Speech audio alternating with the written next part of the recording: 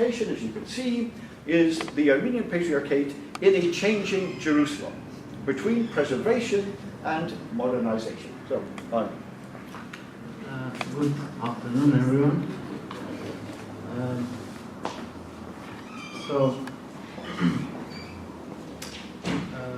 I'm happy to be here. Thank you, all of you, to be around. This hayran khosid. No, This hayran. No, it's okay. It's okay. So, I would like to begin with my sources that I used and I have on my disposal in this moment. I was opportunity to have access to enter the Armenian Patriarchate, the archive of the Armenian Patriarchate of Jerusalem, and I had opportunity to shoot 103,000 archive documents.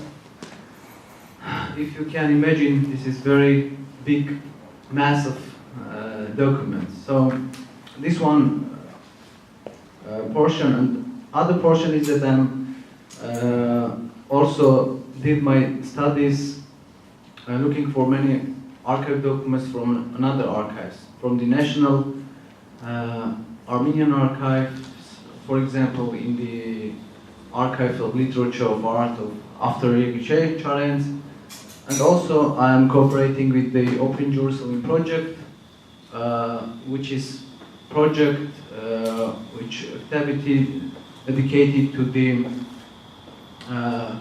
finding and digitalize the archive sources regarding their Jerusalem and Jerusalem municipality history. Now, now about my research. My current research is an attempt to study the activity of the Armenian Patriarchate of Jerusalem in Palestine as an Armenian national religious institution. During the years of changing powers, late Ottoman and British rule, the period was formative for the Patriarchate because it had welcomed thousands of Armenian refugees who fled into Palestine during and after the First World War, and afterwards to integrate those people into a new life. As a national religious institution, the Patriarchate had to continue to carry out its religious functions. At the time, seeking to cultivate and preserve the ethnic identity of the Armenian people in general, and to reshape a new Armenian diasporic identity in particular. In order to do this, the Patriarchate began to promote political, social, cultural, scientific and educational activities in the interest of which it had to establish a strategy in its political relations with the changing ruling authorities. In my research, I argue that these activities became significant mechanisms in the hand of the Patriarchate in preserving and reshaping the Armenian national identity in Palestine and in developing and modernizing the Armenian community of Palestine. The Patriarchate understood that for having a stronger community, the preservation of the Armenian identity would be not enough, and that the Armenian community of Palestine had to operate in accordance with the modernization processes taking place in British Mandate Palestine. The synchronization of these two contrary processes was a challenge for the Patriarchate, but it was clear that the Armenian identity couldn't be preserved in isolation, but had to be a part of the processes which absorbed all the communities of Palestine. During the Ottoman rule, the Patriarchate didn't have sovereignty. It was under the spiritual supervision of the Patriarchate of Constantinople and under the administrative jurisdiction of the Armenian National Assembly. At the beginning of the 20th century, the Patriarchate was in deep financial debt. The Brotherhood was divided into two groups.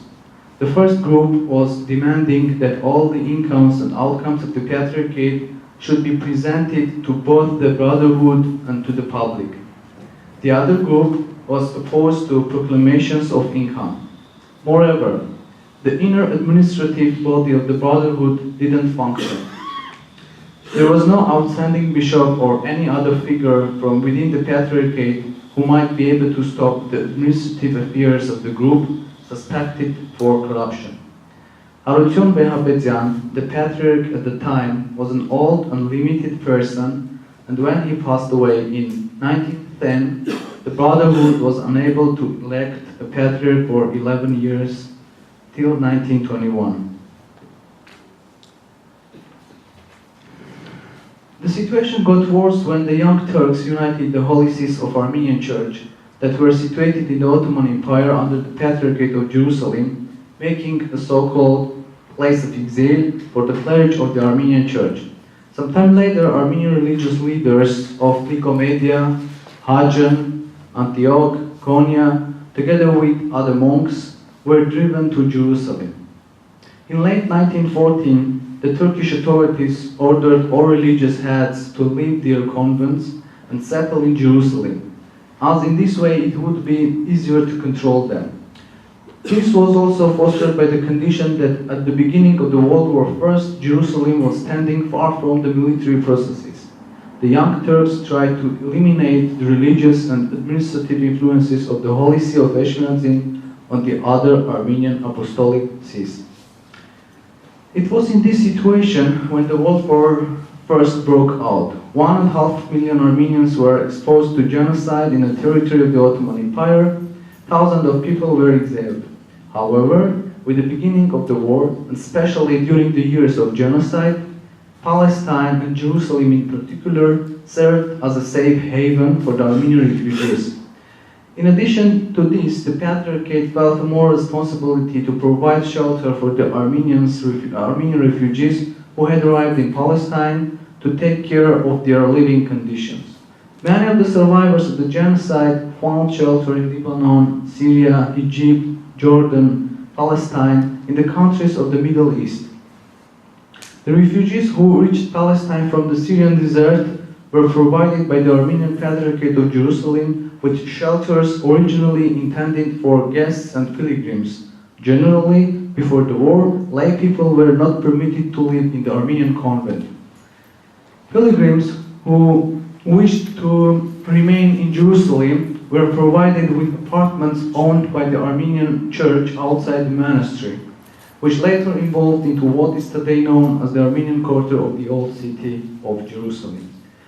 During the post-war years, the number of refugees increased so much as to reach 4,000, making the territory of the Patriarchate essentially a big refugee camp.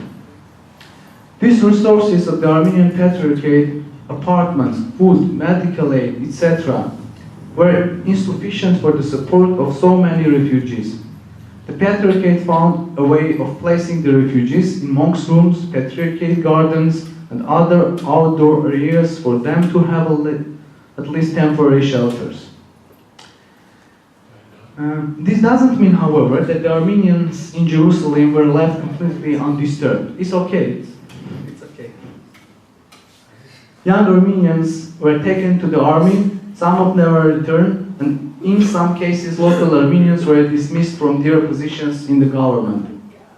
Moreover, some 20 students and teachers from the Armash School of Constantinople who had been sent to Jerusalem to continue their education with the students of the Armenian Theological Seminary, soon after their arrival, were all forcefully enlisted for military services by the order of Jemal Pasha, and as a result, the Armenian Theological Seminary was closed.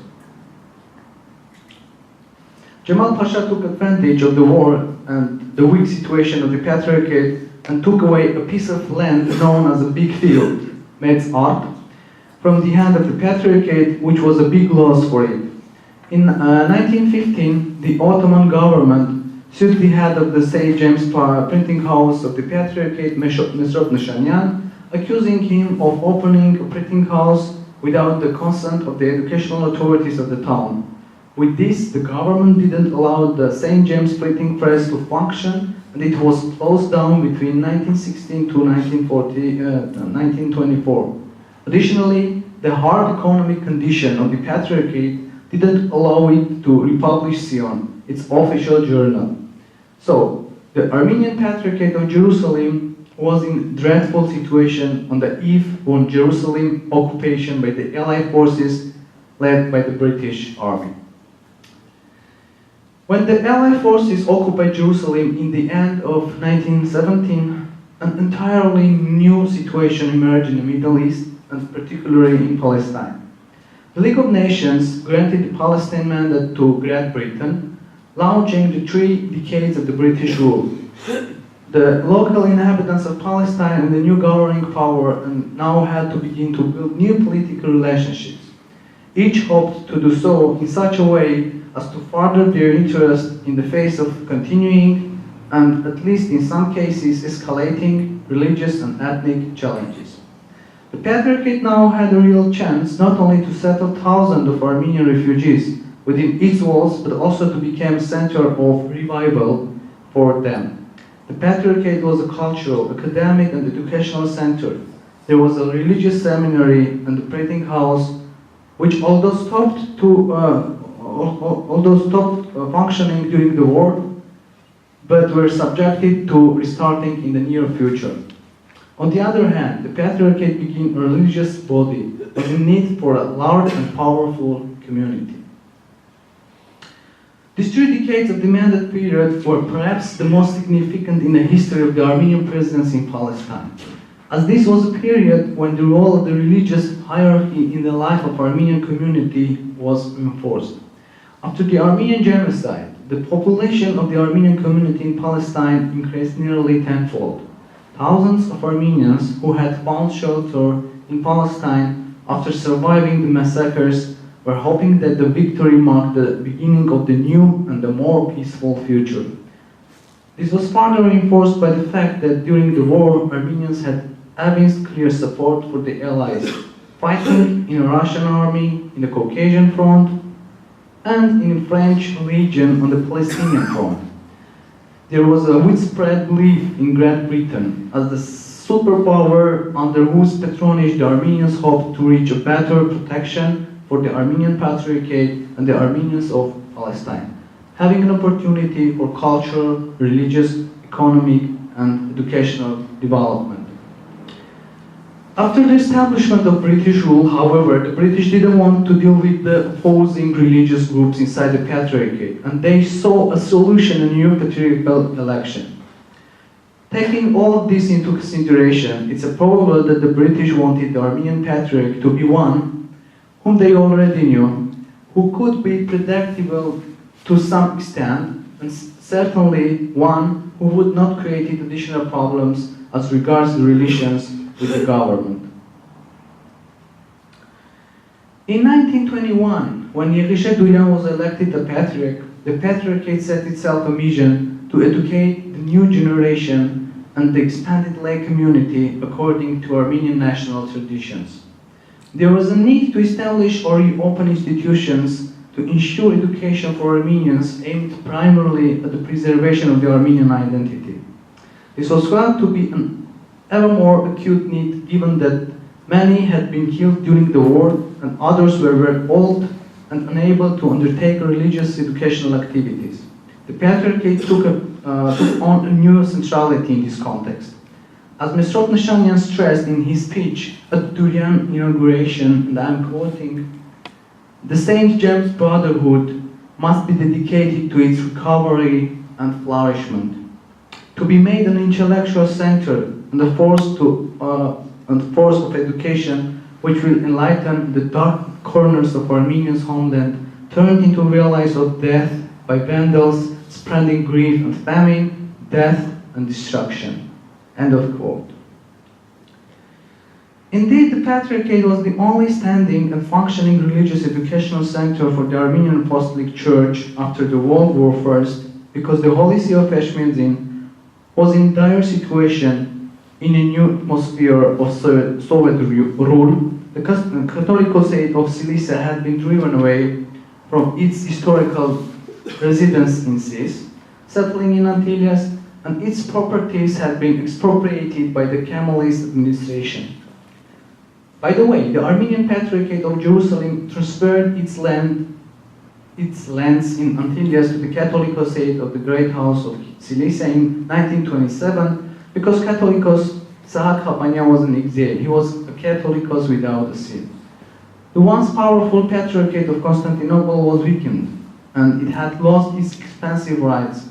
On January 14, 1925, Mesrop Lyshanyan wrote to Durian, stressing that the Holy See of Peshmergadin had its eyes fixed on the See of Jerusalem, which was now the only see with the opportunity to train clergymen and to play an important role in the continuation of Armenian religious education, having a separate press and being separated from worldly storms and dangers. In July 1921, the British authorities of Iraq decided to disperse the refugee camp of Nahr el-Omar, and the Patriarchate had to come up with a way to transport 816 Armenian orphans to Jerusalem. The major reason for its transportation was that Jerusalem was a suitable place to lodge, care, and educate the Armenian orphans. The establishment of orphanages in the Patriarchate was made possible with the agreement and support of the British administration, which, aside from the humanitarian issue, also saw the matter as one that would address some of its own political and economic interests.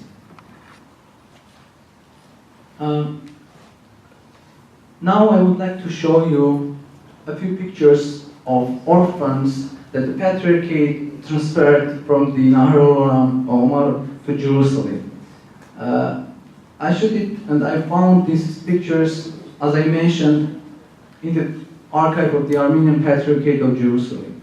And here you can see Armenian orphans, 1924, orphans with the members of the convent, of the Brotherhood.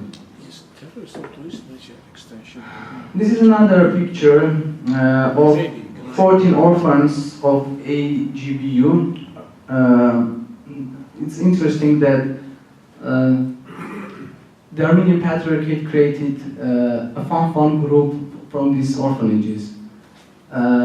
Some 40 orphanages started to play fanfare, and then they transferred this fanfare group to the to the Utopian king.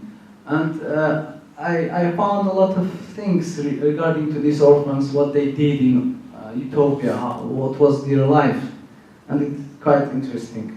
It's not now on the discussion.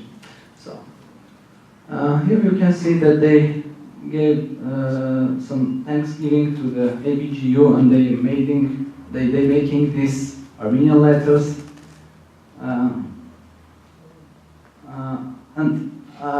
actually, I don't know why they make this Antesaneli Jure.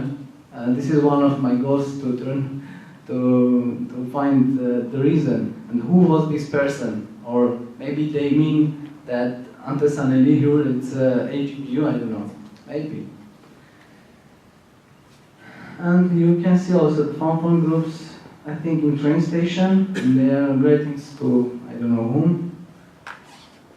And here, this fanfare group playing in the Khachtryan. I don't know who has been in Jerusalem, but this is the monks' garden, and monks used to live here. Even nowadays, this is the home places of priests.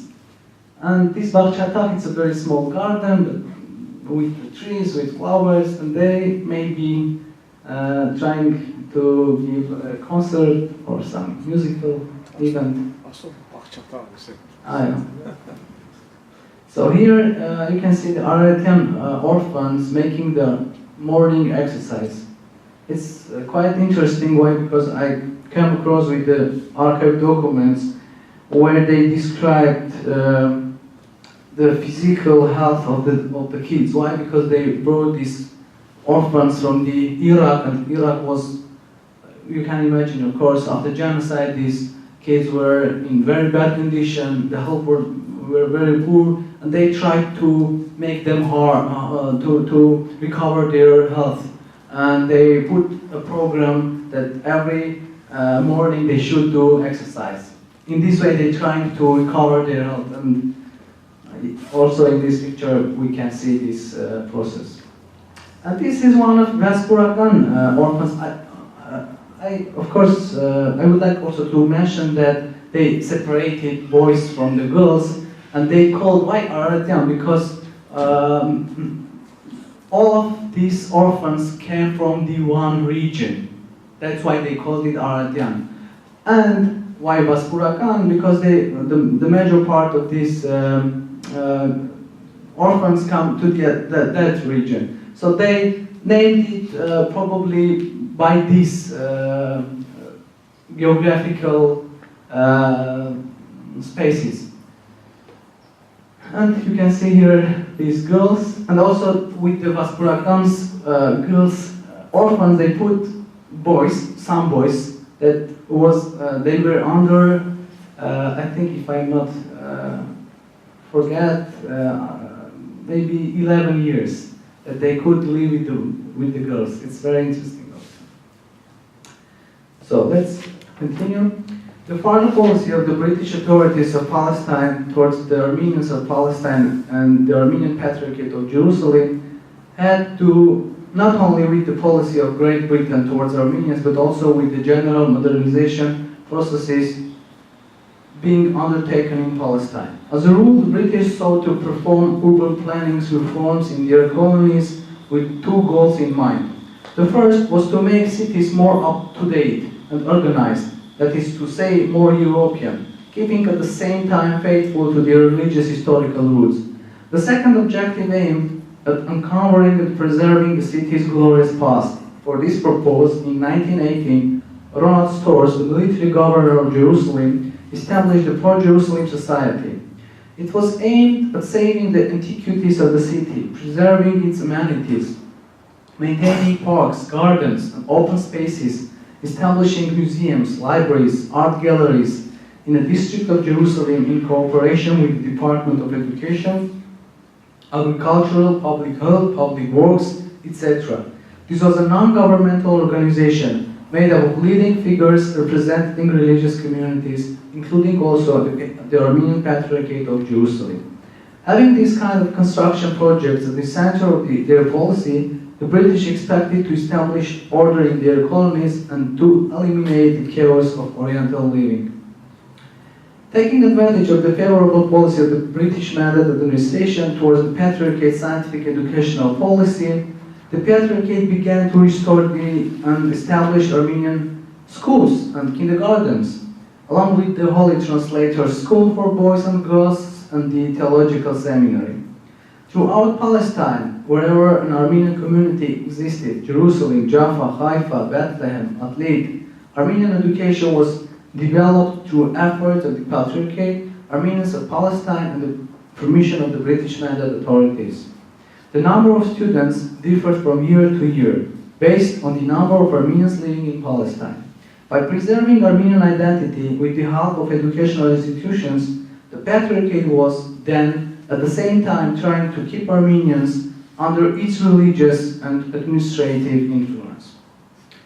And now also I would like to share with you some very beautiful pictures of the students of Jarangavurat Svarjaran. And this is the year when they tried to reopen this seminary.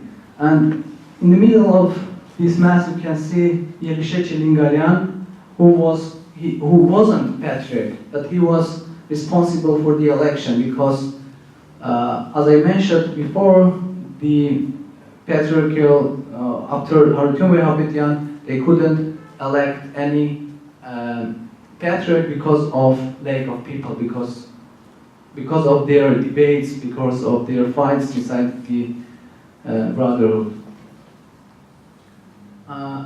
And I put all these pictures by chronologically to show how enlarged this seminary, not only for this, but also to show that year by year this seminary became in an ordinary way, like they provide, even you can see some dresses for them. If, for example, here you can see masses of kids without any shirts, but just after, a year later, you can see already that they provide everything for the kids. And also I come across with the programs, what languages they teach, what subjects they teach, Armenians, Hebrew, Arabic, even English, mathematics, physics, and kind of sciences that, if you will think why they need this. For example, the science about galaxy, like some very unique subjects. And also, yeah, I would like to speak about Arshak Chobanyan. You can see him.